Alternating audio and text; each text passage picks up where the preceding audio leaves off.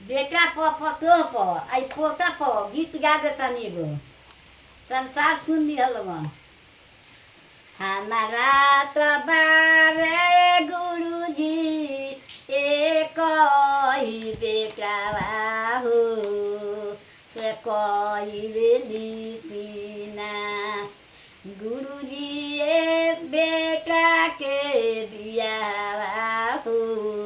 से कोई लिपीना गुरुजी बेटा के बिया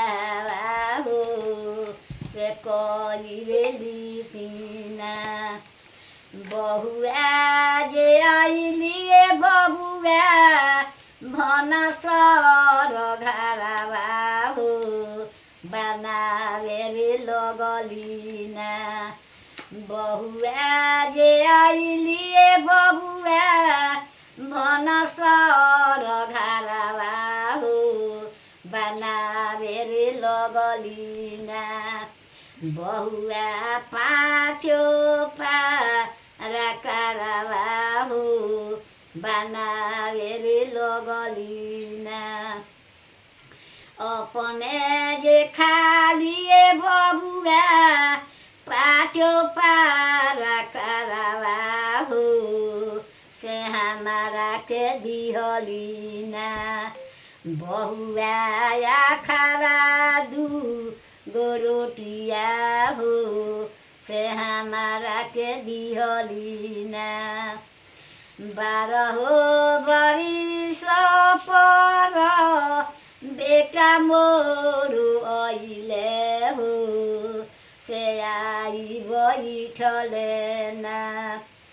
12 बरिस पर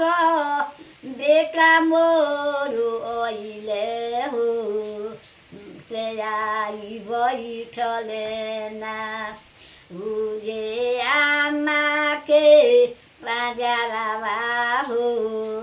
से आई बैठले ना कहू कहू आमा हो घरवा के कुशलवा हो से कहू रे आमा ना ए आमा दिलावा के बतिया हो से कहू रे आमा ना काये बताइए बबुआ काये समझाई हो से काये रे कहिना बबुआ दिलावा के बतिया हो से काये बताइना बहुआ जे आइलिए बबुआ भनसर घरवा हो बनावे रे लगलिना ए बबुआ पाछो पारा करवा हो बनावे रे लगलिना अपने जे खालिए बबुआ पाछो पारा करवा हो से हमारा के दिहलिना ए बबुआ आखरा दू गोरोटिया हो से हमारा के दिहलिना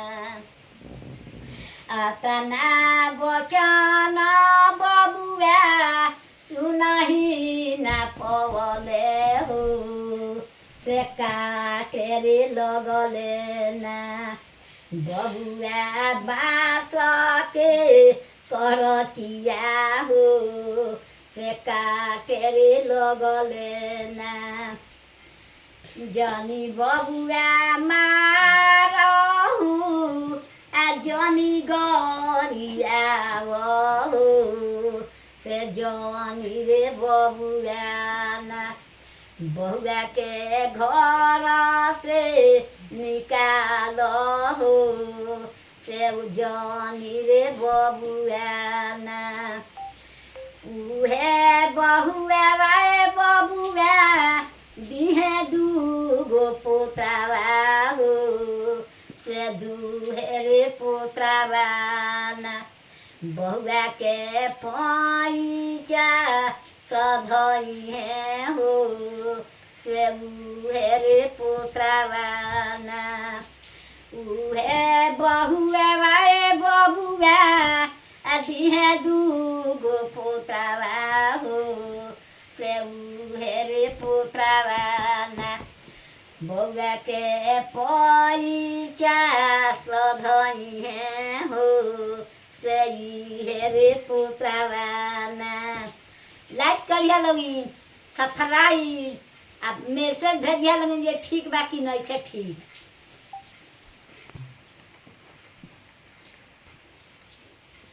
लोग कहा जे बेटा बेटा पोता साथ देता इया के एक जन छोड़ के हटता नहीं थे इया के एक जन छोड़ के सुतबे ना करे हैं तो बेटा तो बारे बने बने विदेश देश कतही आ पोता नु साथ देता तो मुढ़ा वाले सुधरे के आशा हो एया अभी तो साथ देता नहीं बाद में हाथों दे अच्छा ठीक बा वाह रे पोता यह दूगो पोता लेके हम मुड़े में चाहे भूले